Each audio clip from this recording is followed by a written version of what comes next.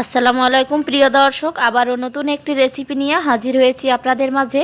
আজকের রেসিপিতে আছে সুরমা মাছের রেসিপি। আজকে আমি খুব সহজে মজাদার এই সুরমা মাছটি ভুনা করে আপনাদের মাঝে তুলে ধরেছি।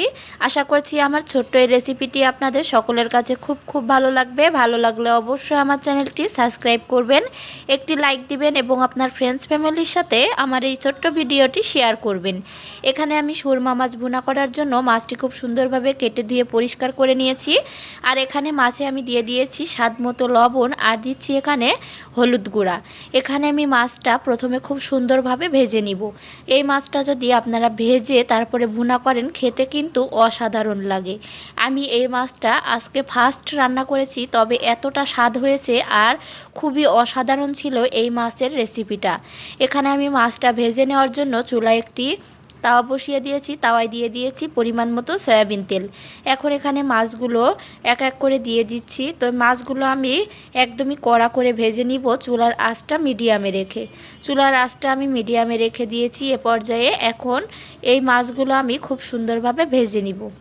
এই মাছটা আমি যেভাবে রান্না করেছি আপনারা যদি আমার এই রেসিপি দেখে ট্রাই করেন, আশা করছি আপনাদের এই মাছের ভুনার রেসিপিটা খুবই সুস্বাদু হবে। এখানে আমি মাছগুলো খুব সুন্দরভাবে উল্টে পাল্টে ভেজে নিয়েছি।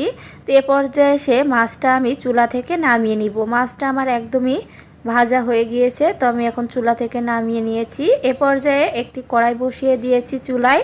আর এখানে দিয়ে দিচ্ছি আগে থেকে মাছ ভাজার যে তেলটা ছিল সেই তেলটা। এই তেলের সাথে আর অল্প কিছু পরিমাণ তেল আমি এখানে অ্যাড করেছি। এখানে দিয়ে দিয়েছি পেঁয়াজ কুচি। এখানে আমি বড় সাইজের 3টি পেঁয়াজ কুচি করে নিয়েছিলাম, সেটা দিয়ে দিয়েছি। এখন এই তেলের সাথে পেঁয়াজটা খুব ভালোভাবে ভেজে নিয়েছি। এ পর্যায়ে আমি এখানে দিয়ে দিচ্ছি আদা রসুন বাটা আর এখানে দিচ্ছি জিরা বাটা। এখানে আমি 2 চা চামচ আদা রসুন বাটা দিয়েছি, 1 চা চামচ জিরা বাটা। এখানে শুকনা মরিচ আমি দিয়েছি একটু বেশি করে, শুকনা মরিচটা এখানে বেটে দিয়েছি। আর এখানে দিয়েছি হলুদ গুঁড়া, স্বাদ মতো লবণ, সামান্য একটু পানি দিয়ে এখানে আমি সব মশলায় কষিয়ে নিচ্ছি। এই মশলাটা একটু সময় নিয়ে কষাতে হবে যাতে করে মশলার কাঁচা কাঁচা গন্ধটা চলে যায়। আর মশলাটা যদি আপনারা বেশি করে কষিয়ে মাছটা রান্না করেন, মাছের স্বাদটা কিন্তু খুবই সুস্বাদু হয়। এখানে আমি দেখুন অনেকটা সময় নিয়ে এই মশলাটা কষিয়ে নিচ্ছি। যেভাবে আপনারা মাংস রান্না করার সময় মশলাটা কষিয়ে নেন, ঠিক সেভাবেই মশলাটা কিন্তু সময় নিয়ে কষিয়ে নিতে হবে। যখন দেখবেন তেলটা এভাবে উপরে উঠে এসেছে, এ পর্যায়ে মাছগুলো দিয়ে দিবেন।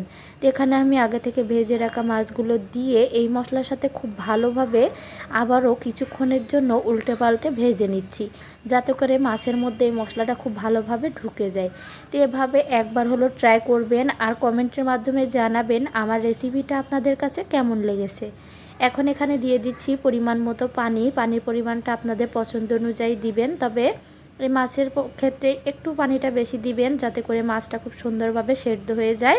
তো আমি চুলার আঁচ মিডিয়ামে রেখে এই মাছটা রান্না করে নিচ্ছি। তো এখানে চুলার আঁচ মিডিয়ামে রেখে কিন্তু আমি মাছটা রান্না করে নিয়েছি 5 থেকে 6 মিনিট। তো 5 থেকে 6 মিনিট পর ঢাকনা উঠিয়ে এখানে আমি 2টি কাঁচামরিচ ফালি করে দিয়ে দিয়েছি। এভাবে রান্নার শেষের দিকে যদি কাঁচামরিচ এভাবে ফালি করে দেওয়া হয় তাহলে খুব সুন্দর একটি ফ্লেভার আসে। তো এখন আমি এখানে একটু নাড়াচাড়া দিয়ে আবারও ঢাকনা দিয়ে 2 থেকে 3 মিনিটের জন্য রান্না করে নিচ্ছি। এভাবে আপনারা রান্না করে নেবেন একটু সময় নিয়ে, যাতে করে মাছটা একদমই সফট নরম হয়ে যায়। তো এ পর্যায়ে এসে আমি ঢাকনাটা উঠিয়ে নিয়েছি। দেখুন মাছটা কিন্তু প্রায় আমার রান্না শেষ হয়ে গিয়েছে। এ পর্যায়ে চুলার আঁচটা বন্ধ করে দিয়েছি। এখন আপনাদেরকে পরিবেশন করে দেখিয়ে দিচ্ছি দেখুন কতটা লোভনীয় হয়েছে আমার আজকের এই রেসিপিটি। আজকের রেসিপিতে এই সুরমা মাছের ভুনা দেখতে যেমন সুন্দর হয়েছে, খেতেও তেমনি অসাধারণ ছিল। এই অসাধারণ রেসিপিগুলো দেখার জন্য অবশ্যই আমার চ্যানেলটি সাবস্ক্রাইব করবেন। তো আজকের মতো এখানে শেষ করছি। আবারও ফিরে আসবো আপনাদের মাঝে নতুন কোনো অন্য রেসিপি নিয়ে। ততক্ষণ আপনারা সুস্থ থাকুন, ভালো থাকুন। আল্লাহ হাফেজ। আসসালামু আলাইকুম।